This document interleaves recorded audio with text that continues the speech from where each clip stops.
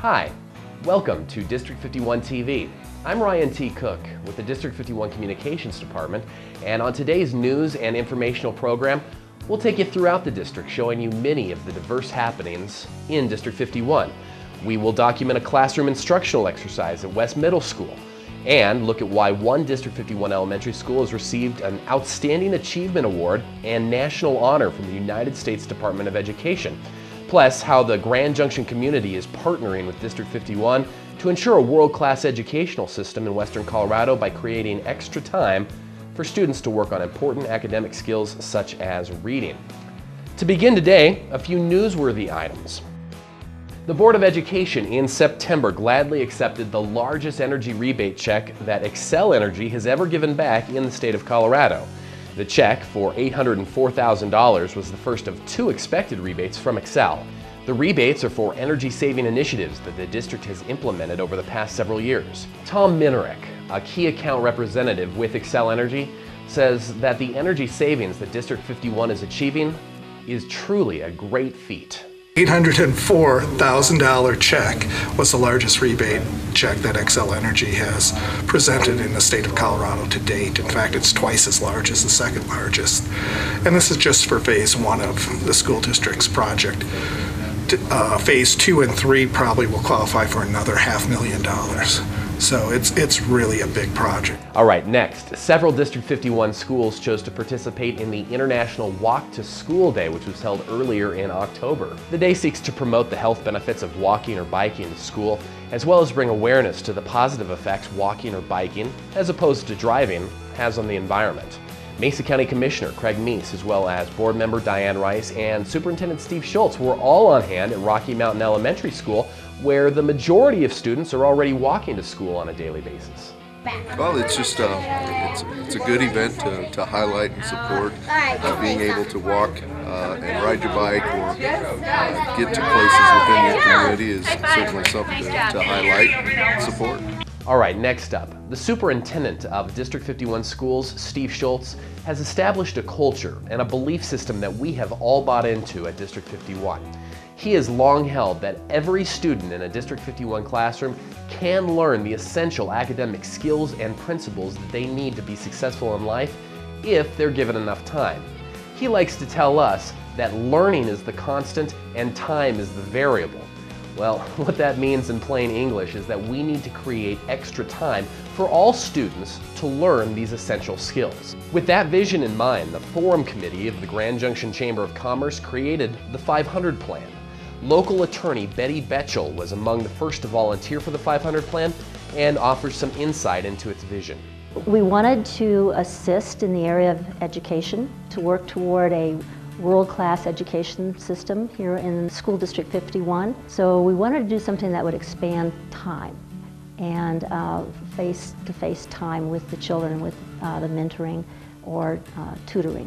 So it was suggested that this was something that was doable and it would be very helpful to the district and to the students to have volunteers that would come on Wednesday afternoon when there's early release and assist children in their reading and writing skills. And we named it the 500 Plan because our goal is to have 500 volunteers, 500 extra hours a week for the children. And for more information or to volunteer for the 500 Plan, please visit the Grand Junction Area Chamber of Commerce's website at www.gjchamber.org, or you can email them at 500plan@gjchamber.org. All right, next up. Orchard Avenue Elementary School was recently honored with a very prestigious national award. It's an award that only a handful of schools will ever win. Denise Hochter and her staff at Orchard Avenue Elementary School have created a learning environment there where all the students are able to participate and thrive and grow regardless of their socioeconomic backgrounds.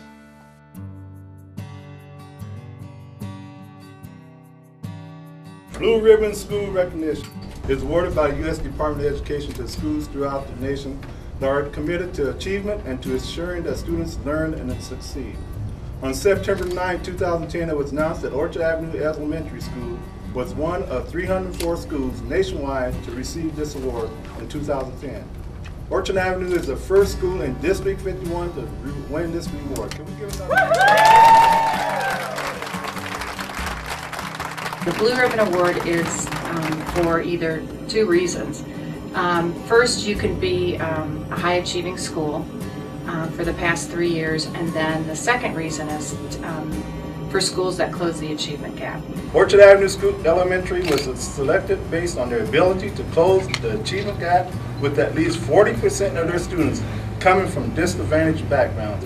An achievement gap is taking struggling learners and using the assessment pieces that we have. In Colorado, we have CSAP as our main indicator, and so we want to make sure that our kids are moving from unsatisfactory to partially proficient, and then partially proficient to proficient, and then proficient to advanced. Explain to me the teaching philosophy, the instructional philosophy that you're able to impart to your staff. I think historically, we, when I first came on board as principal here 18 years ago, I really made sure that everyone was aware of what my vision was, and also made sure that everyone shared the same focus, and that focus was learning. No matter what decisions we were making, we always asked the question, will this increase student achievement? I'm Andy Lassie, the Executive Director of Elementary Schools for District 51. And I am Leslie Whitaker, the Assistant Executive Director of Elementary Schools. Leslie, what variables do you believe led to Orchard Avenue's success? Well, there's been a lot of variables. Number one would probably be the quality of leadership. Leadership that has been extensive in that school for many years. Quality instruction that has been based on what we call best practices and leading edge research-based instruction throughout that school, kindergarten through 5th grade. Extensive interventions for kids who need a little bit of a boost in reading and writing and math. What are we learning from Orchard Avenue Elementary School, Andy, that we can replicate district-wide? Every time we're seeing success at a school, we're going to look and see what's going on, what can be replicated, what can be transferred from school to school. We noticed early on some of the quality things that were happening at Orchard around reading and writing and math instruction, and started taking those practices into other schools and using them to support the instruction there, the learning there. We also agreed that we would move forward and build a community, and we called it a community of learners. Incredible community, family orientation and support from those families, but yet the relationships that the teachers and the leadership has with the community. One of the things that was very apparent in Orchard Avenue was that focus on professional learning, teachers being involved in professional learning, and certainly with early release in the elementary schools, we've spent a lot of time with professional learning and building and supporting staff's knowledge and skills to support kids in their learning. And then I just basically looked for individuals who were, number one, learners themselves, and number two, were dedicated and committed to kids, and number three, pretty much knew that when they came to Orchard Avenue, they were going to work long hours, much like the tipping point when Malcolm Gladwell says, 10,000 hours before you really reach success, and that truly has been the case with the staff members at Orchard Avenue.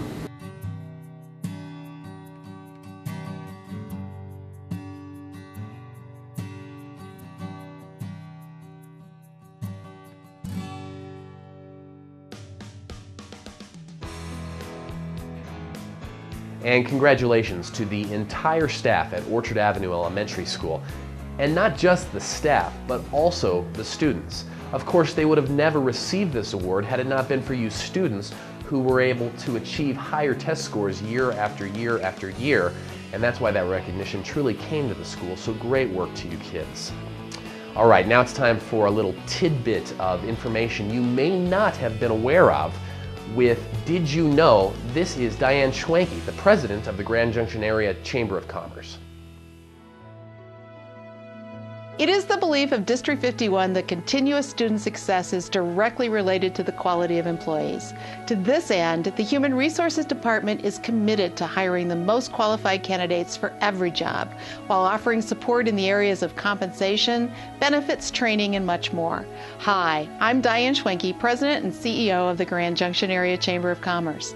By maintaining effective and efficient policies and procedures surrounding personnel processes, District 51 strives to ensure that the mission, vision, and aims that keep the district guided toward success are optimized.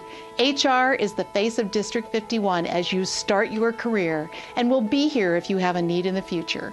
Did you know District 51 is not only the largest employer on the Western Slope, but it is actually the largest employer between Denver and Provo, Utah, employing over 3,200 full and half-time educators, administrators, and support staff.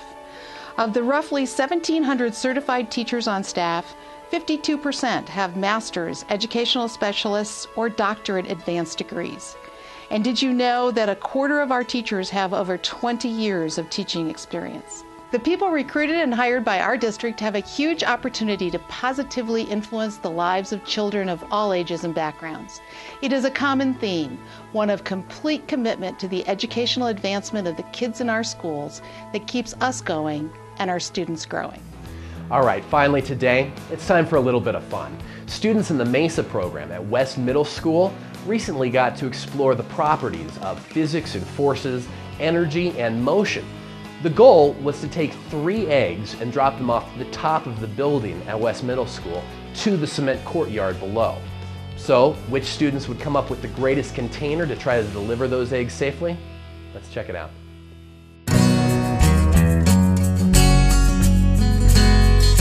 So the students have built containers, and in those containers they're packing 3 eggs, and so they are going to be released from the rooftop either via a box with a spring-loaded trap on it or by the zip line that's following us through the courtyard, and they are displaying principles of math and science and how they understand physics and forces and motion and energy. And this is all part of the MESA program for the school district. Our box is going to be, we're going to put eggs inside of it, and like here and here, and it's really foamy inside, so it will survive the fall. It is made out of balsa wood. Why'd you pick that wood? Because it's light. Light? Yeah. And did you guys work on this one together? Yeah. All right. So what's the thought process? Why do you think this box is going to totally rock this competition? It has shocks. It has shocks? The rubber bands act like shocks, and then when it falls, it's going to be light because it's made out of balsa wood.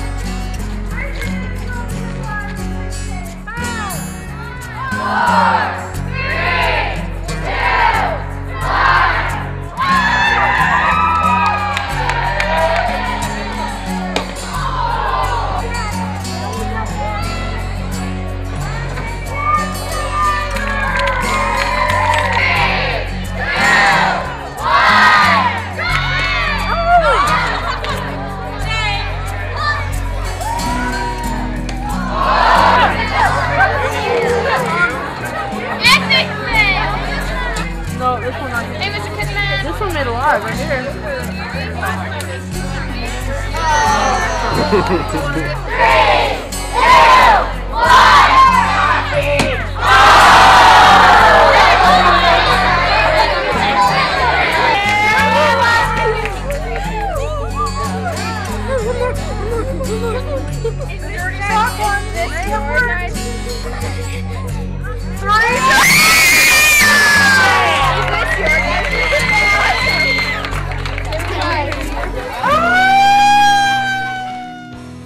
Thank you so much for watching our program today.